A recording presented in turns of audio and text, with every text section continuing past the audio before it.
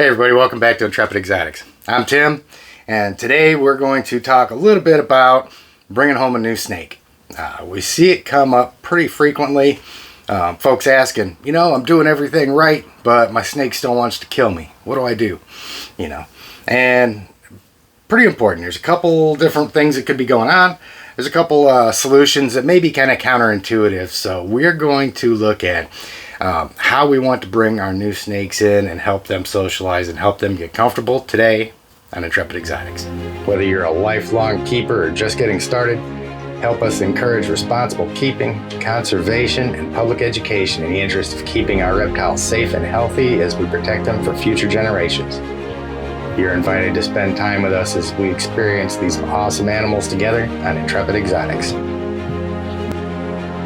Now, a little housekeeping before we get started here. The reptile show is going on down in Arlington, Texas right now. Got a lot of friends out there that have been sending back all kinds of pictures on social media, man. It looks like an awesome show. And there's going to be a lot of people that are coming home with some new snakes. So I thought this was a really opportune time to put this out. Because I think this question is going to be coming up a little bit more frequently.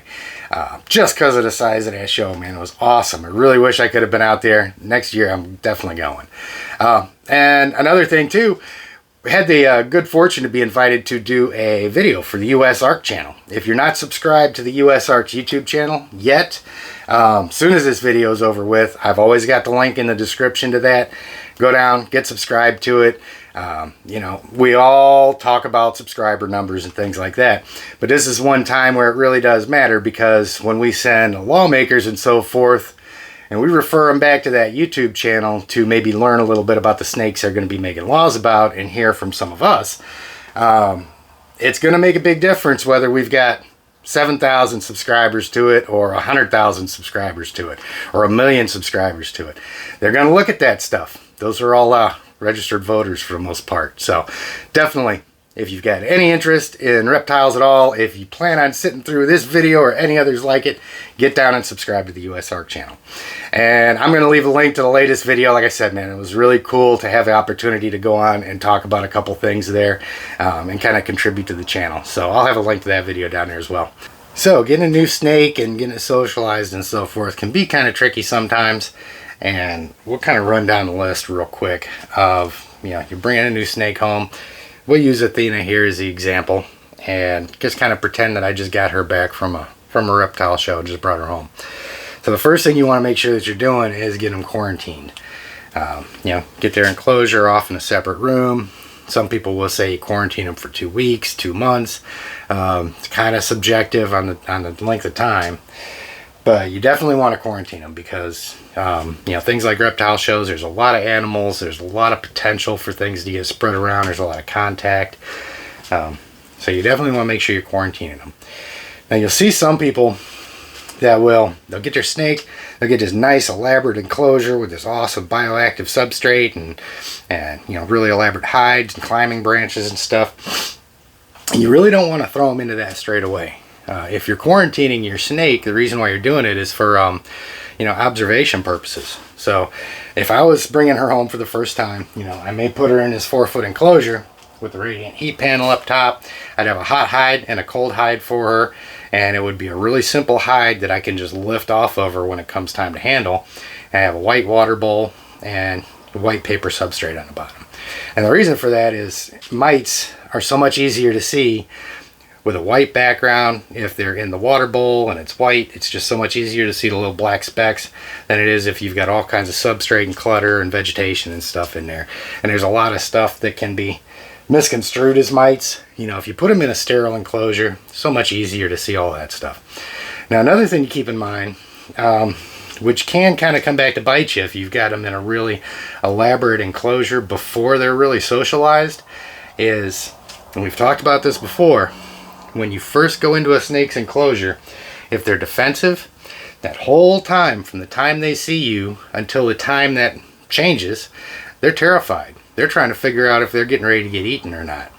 And of course, if that takes 5 seconds before you snap them out of it, it's going to be a lot better than if it takes 4 or 5 minutes to snap them out of it. You want to minimize the amount of time that the animal's stressed out. It's going to make it a lot easier for them to begin to trust you.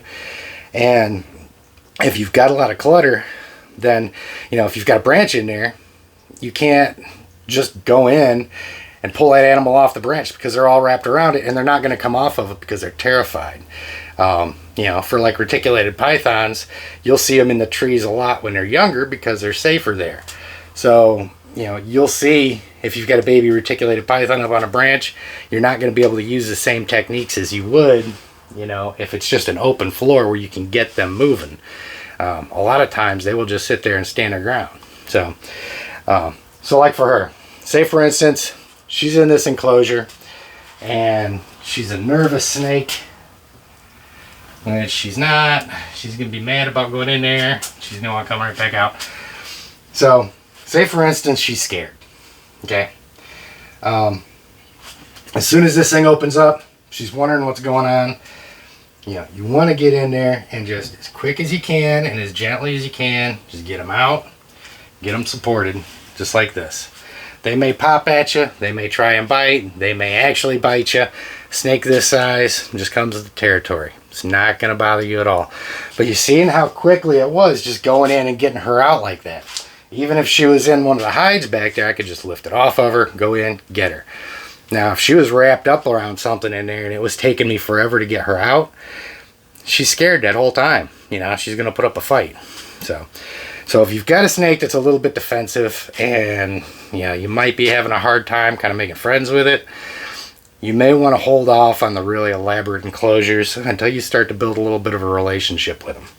And I think that'll go a long ways. Now, I think another really good example of this is I've got my adult female ball python back here. I'm going to go ahead and get her out too and kind of demonstrate a little bit more what the clutter does and things like that. This snake right here over the last year or so, she has developed a retic-like food response, man. As soon as she sees anything, she is slamming it.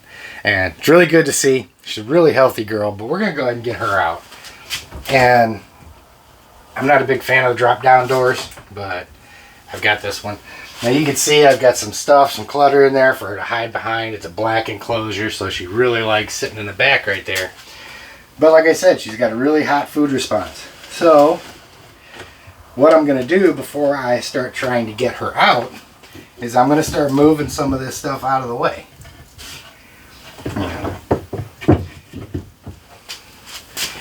Then I'm going to reach in and just get my hands on her, get touching her, let her know that I'm there.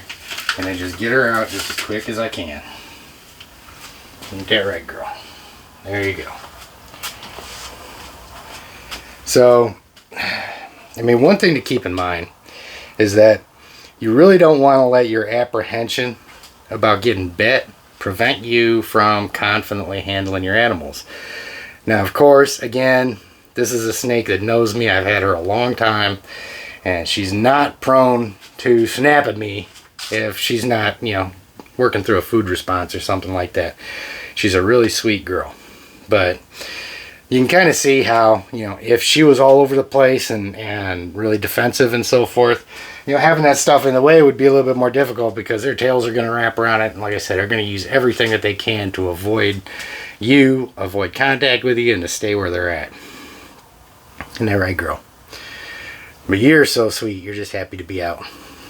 Now, a quick note too on feeding. You're going to find, if you get a snake shipped to you, they're typically not going to be shipped with a full stomach. And by the time you get it, it should be just about time for them to eat on their feeding schedule.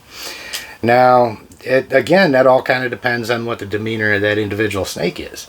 If they're very terrified, if they're, really uncomfortable in their environment, you may want to just leave them in there, leave them alone. An extra week tacked onto their feeding schedule is not going to hurt them as much as if you bring them home, put food down their neck right away, and they're stressed out and they regurgitate.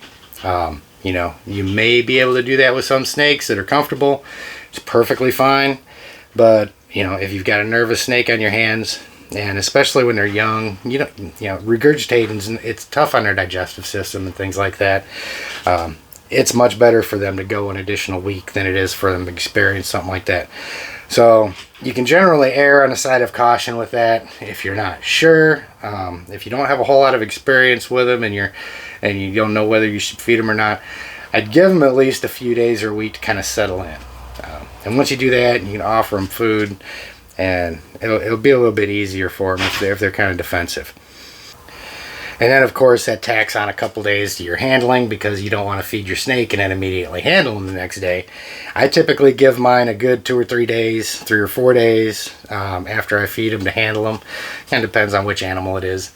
If I've got an 8-pound rabbit in my big retic over there, then I'm going to leave him alone for a good week. Just let him chill out. And then I'm really careful handling them after that, because when that week rolls around, that's about time for them to start peeing down your leg. But so give them a little bit of time. Don't be afraid to give them time before you feed them. A lot of times it can be more beneficial than anything. And really quick, while I've got the opportunity to, I wanted to make a quick point on reticulated pythons pushing. And you'll see berms, you'll see a lot of different snakes doing this. But you can see where she runs up and down this side right here, because she knows that door opens up. She knows that's how she can get out. And there's a couple different reasons why I'll do that. If their enclosure is too warm, a lot of times you'll see them to start pushing like that. They're trying to get out. They're trying to find cooler temperatures. You'll see a lot of times when they start getting hungry, they're wanting to move around, they're wanting to hunt, they're wanting to start finding their food. So they want to get out of their enclosure and go upstairs and thaw the rabbit out themselves and get it. And this is where a lot of people will get in trouble with their snakes and make them really fat, because there's going to be times when they push like that, their lips puff up a little bit. It's just going to happen. You're going to see it. And it's really difficult to see, because there's not really a whole lot you can do about it. But some people will, throw a meal at them every time they see them pushing. And that's just not the way to go about it, because some snakes will push and push and push and push, and they're going to have that little bit of a puffy lip from it. But if you're continually throwing food at them a lot more frequently than they should, you're going to end up with a really unhealthy snake, a really fat snake. So you don't want to manage pushing by feeding. You manage feeding by the snake's metabolism. You manage pushing by either regulating the temperature inside the enclosure, go up or down a little bit, just to kind of see if it helps. A lot of times dropping the temperature in the enclosure a couple degrees will kind of mellow them out. You just don't drop it unsafe levels or anything like that. You don't freeze them out. If you drop the temperature down too low, they're going to stop moving, because they're going to freeze to death. But just a couple degrees from normal, and sometimes that's enough to get them to stop pushing and stop trying to escape and find cooler temperatures. They are going to stop when you fall into their natural cycle of feeding. You feed them 9 times out of 10, probably 99 times out of 100, they're not going to push for a little while. This girl right here, she's just got to come out. She's not ready to eat again till next week. So I'm not going to see her pushing, see her lips swell up a little bit, and think, damn, this is bad, I got to feed her. She's got to wait until next week. So in the meantime, while she's doing this pushing, I'd already dropped her temperature down a little bit. She sees me down here. She loves to get out and interact. She's a really gregarious, exploratory girl. I've got her outside with me all the time when it's warm out, and always interacting with her and doing stuff. So she sees me down here. She wants out. As soon as this video is over with, her and I are going to spend some quality time. But it really, the whole long and short of that, the whole point of that is, when you see your snakes pushing like this, don't manage it with food. Like I said, manage their food intake by their metabolism. And you don't want to just use that as a cure-all for stuff like this, because you're going to end up with some obese snakes that way, and they're not going to live as long as they should. So I know there's probably some things that I forgot in there. Definitely jump down in the comments and let me know if there was, and by all means, if I need to, I'll even do an update video to add all that stuff in there, because I do these things off the cuff. I don't have any scripts written down or anything like that, just kind of addressing the things that have been coming up recently. But by all means, get down, let me know what you think. Like the videos, get subscribed to the channel, definitely. Like I said, we got the merch store up, I've got the Patreon going, and of course, we're looking to get bigger. We're looking to expand, get out of here so we can get more animals, get better enclosures, get everything improved. All part of that is going to be coming from YouTube and Patreon and stuff like that. So if you're in a position to, we absolutely appreciate all the help we can get. As always enjoy talking with you guys. Community has been absolutely awesome, man. The support's been outstanding.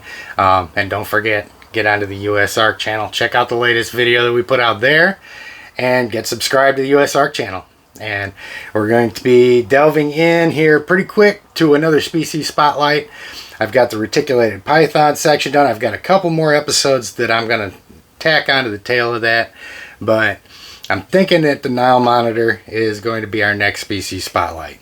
For those of you that don't know, my Nile monitor was injured a couple weeks ago. I was planning on taking him upstairs, getting ready to put him in a tub.